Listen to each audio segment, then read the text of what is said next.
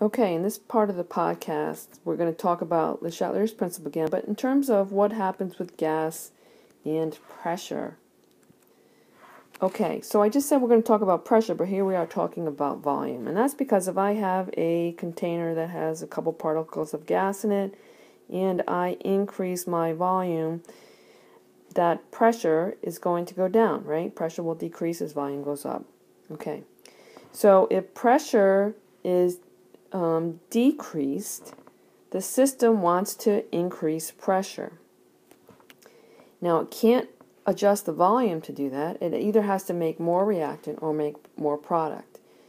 So the thing that impacts pressure is the number of particles in that container banging against the wall, right?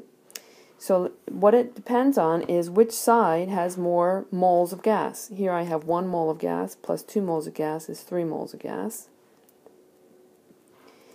On the product side, I have 1 mole of gas. Okay?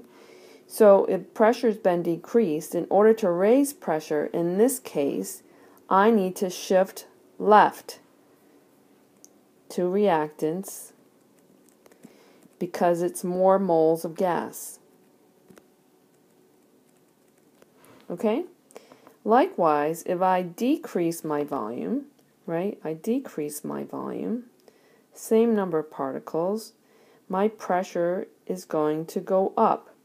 If my pressure goes up, in order to relieve the pressure, I need to go to fewer moles, less particles, right? So if I want less moles in this reaction, I have to shift right. So towards lower moles. So it depends on the reaction. It depends on which side has the most moles. Okay.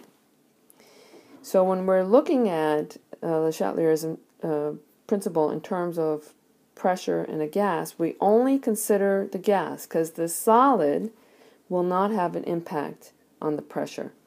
Only the gases. Okay. So we just ignore the solids. All right, so let's think about what's happening here.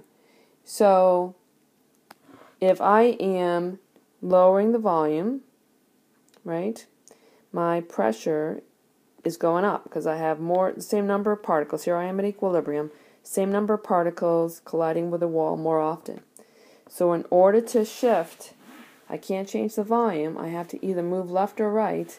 I have 3 moles of gas there, 1 mole of gas there.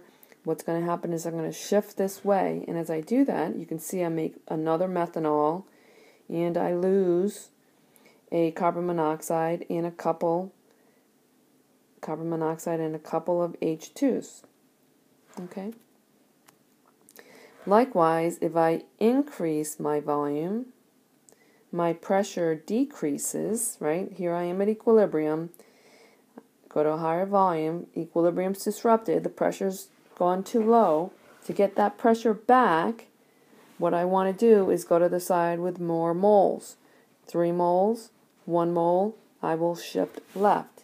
And as you can see, some of that CO has gone, some of that methanol has gone away, and I've produced more CO and more H2. Okay. So this is actually a common question on the AP test. What happens when I add an inert gas? What's going to happen to my equilibrium? And the answer is the addition of an inert gas, which means an unreactive gas, has no effect on the equilibrium. Okay? So if I have a gas with reactant particles and product particles, and I add an inert gas, okay, I am changing the overall pressure, but I am not changing the partial pressure relative to the product and the reactants. Okay? So changing to an inert gas has no effect. The only thing you have to be careful of is make sure that when you're looking at whether or not you have an inert gas, you consider whether or not that gas is part of the reaction. If it's a part of the reaction, it's not inert. So this would not be an inert gas, hydrogen. Inert gases tend to be let's say helium, and nitrogen is often used in industry as an inert gas. Okay, but make sure it's not part of the reaction.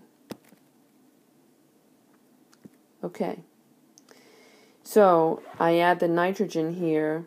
It increases the total pressure, but it doesn't change the ratio of products to reactants, which is what equilibrium is. Okay, so we're going to stop right there for that one.